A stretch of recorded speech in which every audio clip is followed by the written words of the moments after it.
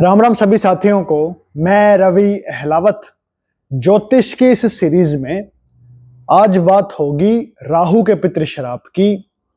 पिछली वीडियोस में हमने 7 ग्रहों की बात कर चुके कि उनके पितृ श्रापों में होता क्या है और वो क्यों लगते हैं। इन सारी बातों पर हम डिटेल्ड वीडियो बना चुके। आज बात होगी राहु के पितृ श्राप की, और राहु का जो पितृ श्राप है वो क्यों लगता है, इसकी स्पेशल डिटेल्ड वीडियो होगी इस सीरीज में। जिनके बुजुर्गों ने, बाप ने, दादा ने, परदादा ने, जिनके बुजुर्गों ने अपनी पत्नी के तरफ की रिश्तेदारी यानी कि अपने ससुराल परिवार के साथ जिन्होंने धोखा किया, फरेब किया, समझो उनकी आगे आने वाली पीढ़ियों में अपने आप राहु का पितृ श्राप आएगा, जो कि इंसान की जिंदगी को जीने नहीं देगा बल्कि डुबोएगा ही डुबोएगा। ये गारंटी की बात है। हमारे ज्योतिष में रिश्ते नातों को बहुत ज्यादा महत्व दिया गया है और जॉइंट फैमिली के सिस्टम को भी बहुत ज्यादा इंपॉर्टेंस दी गई है।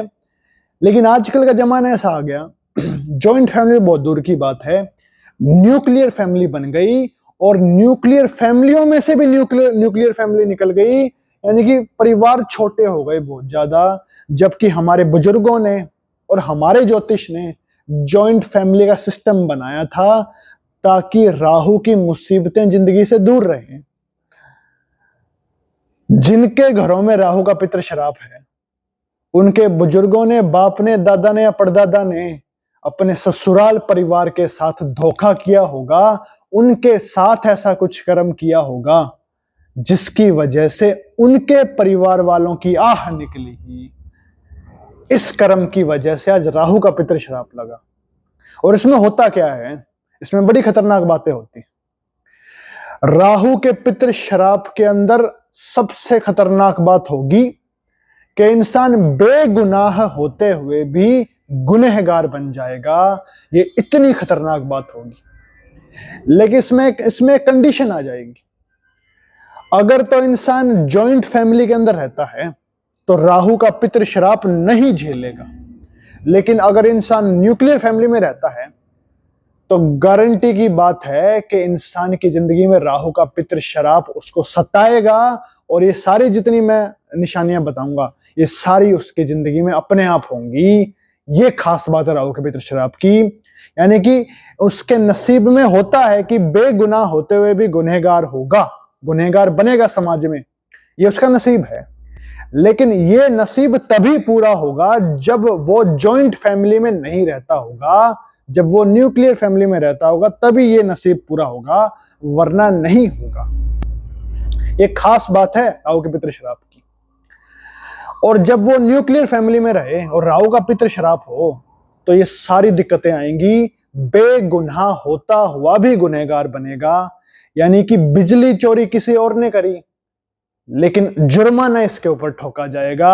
मर्डर किसी और ने किया, बम किसी और ने फोड़ा, लेकिन इसको आतंकी माना जाएगा, इसको जेल में डाल दिया जाएगा। ये इस तरीके के झूठे आरोपों में जो जेल में बंद हैं लोग, इनकी किस्मत उठा के देखना, सबका राहु का पितृ श्राप मिलेगा। और यही राहु का पितृ श्राप जिंदगी को सचमुच एक कैद में रख देता है।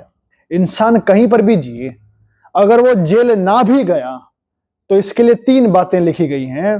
ज्योतिष के अंदर बताया गया है, या तो जेल खाना नसीब होगा, जेल खाना नसीब ना हुआ तो पागल खाना नसीब होगा, ये भी नसीब ना हुआ तो वीराना नसीब होगा। लेकिन होगा जरूर इन तीनों में से कोई एक। ज्यादा पॉसिबिलिटी है कि जेल खाना नसीब हो सीधा। लेकिन वो कब होगा? वो तभी होगा जब वो इंसान न्यूक्लियर फैमिली के अंदर रहे। अगर जॉइंट फैमिली में रहने लगा और राहु का पितृ श्राप है तो राहु का पितृ श्राप बेशक बैठा हो, वो कोई बुरा असर नहीं देगा। ये कंडीशनल बात है राहु के पितृ श्राप की, ये इसमें टेक्निकल बात है, इसको ध्यान से समझना पड़ेगा। राहु का पितृ श्राप हो तो एक और बात लिखी गई है कि इंसान को जवानी में ही बुढ़ापा आ जाएगा। ये कितनी खतरनाक बात है, जवानी में बुढ़ापा आना। इसका मतलब है कि जवानी में ही इतनी खतरनाक खतरनाक बीमारियां हो जाएंगी। जिन लोगों को दमे की बीमारी है, मिर्गी की बीमारी है, काली खांसी की बीमारी है और सांस की तकलीफें हैं, जिनको जवानी में ही ऐसी तकलीफें सताने लगती हैं, ऐसी बीमारियां हो जाती हैं, उनकी सबकी किस्मत में राहु का पितृ श्राप है। और वो तभी लगता है जब वो न्यूक्लियर फैमिली में रहते हैं।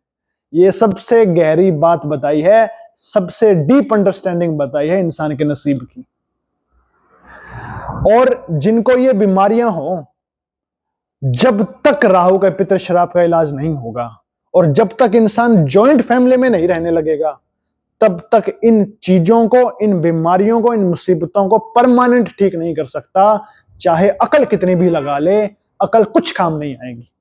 ये राहु का पितृ श्राप है, तो इसका इलाज करिए, वरना जिंदगी काबू में नहीं रहेगी, जिंदगी खत्म हो जाएगी। बेगुनाही में भी गुनहगार साबित हो जाओगे और जिंदगी में से सारे सुख चले जाएंगे जब तक इसका इलाज ना हो। राम राम।